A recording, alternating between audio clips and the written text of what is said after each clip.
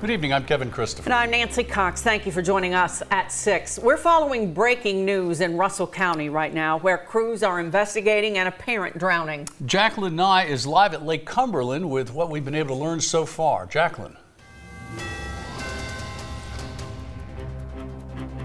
Nancy, Kevin, multiple search and rescue teams are here on Lake Cumberland near Wolf Creek Dam, where emergency management says a 61-year-old man went underwater and hasn't been seen since. Now, as you can see behind me, there are a few boats of several crew members that just got onto the water to continue the search for that 61-year-old man. Now, the search started at about 11 o'clock Central Time this morning. Emergency management says the man was swimming with another person near a houseboat. Fish and Wildlife believe the houseboat was in the main lake water and not at the bottom of the dam, rather. And there are several boats here and around the area that are just beyond this tree line. And at this point, emergency management says, unfortunately, this is a recovery mission, and we will be sure to keep you updated on this search on air and online. Covering the news live in Russell County from the LEX 18 mobile newsroom. Back to you.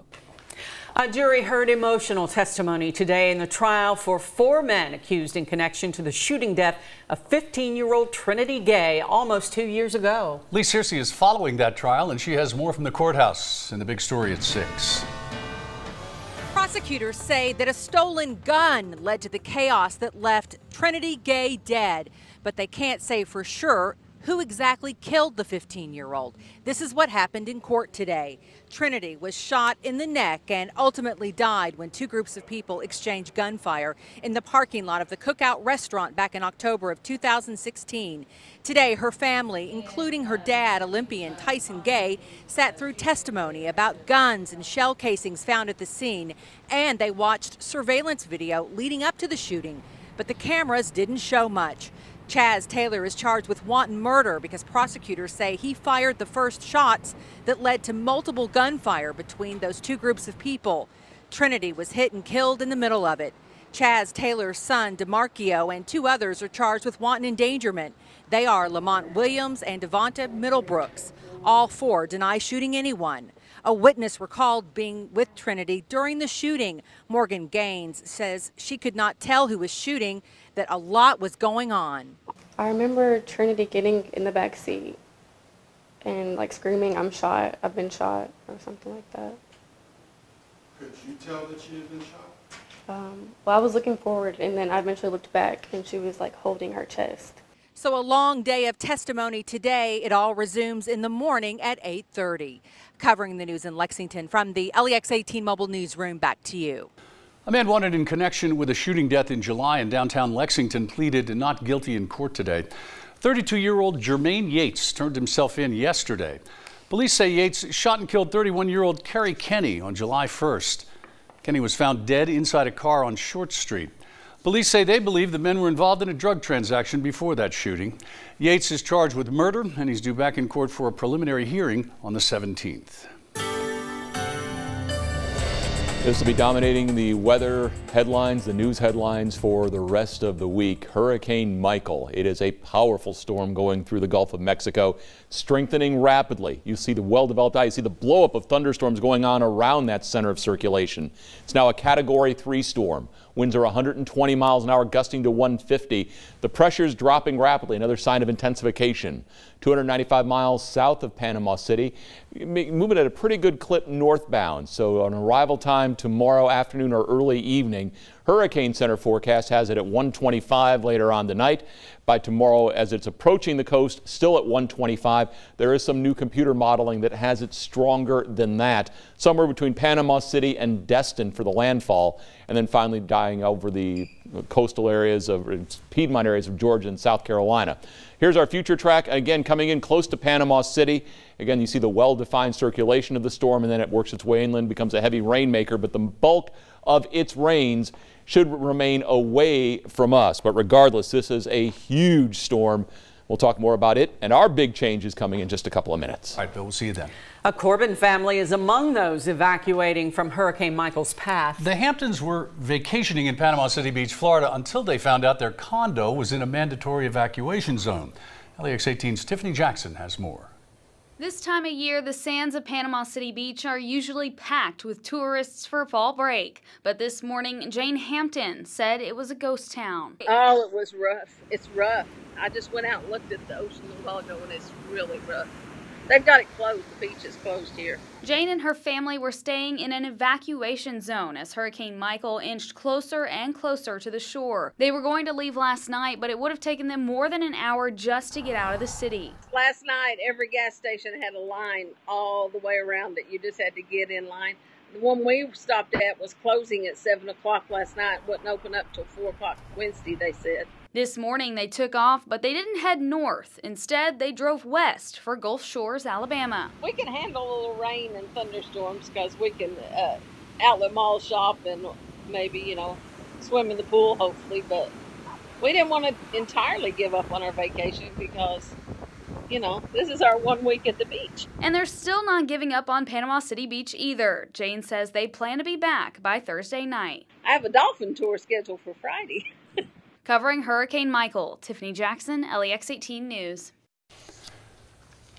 In other news this evening, people in a Lexington neighborhood are on alert because police say a stranger tried to lure a child into his truck. And this happened right as students were heading to school on Monday morning. Conroy DeLuche has the story. Every morning, dozens of kids in the neighborhood along Mill Pond Road walk to the bus stop with eyes carefully watching. There's a lot of parents out here all the time, especially we've got the smaller kids over here now, and the parents are always in the driveways watching them or somebody's out here. On Monday morning, police say one stranger in a red truck drove down Mill Pond Road and by the bus stop near Winthrop Road told one middle school boy to, quote, get in. The student ran back home and reported the incident to his father, who then alerted the school. Wow. The associate principal of the boys' school, Jesse Clark Middle, sent a letter to parents explaining what happened. Oh, wow. This is our area. Yeah. This is, oh my God, no, this is now scary. What worries the Ursos family even more is that they have their own son in middle school. We are telling our son, if there's somebody, a car that stops you and invites you to ride, don't ever ride in that car.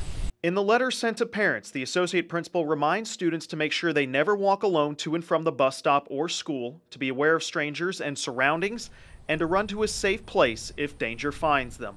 Covering the news in Lexington, Conroy DeLuche, LEX 18 News. In August, a Somerset family accused the mayor of hitting their 15-year-old daughter with his SUV and not stopping to help. Well, now some people are wondering if he used taxpayer money to pay his legal bills. LEX 18's Carolina Buchek reports.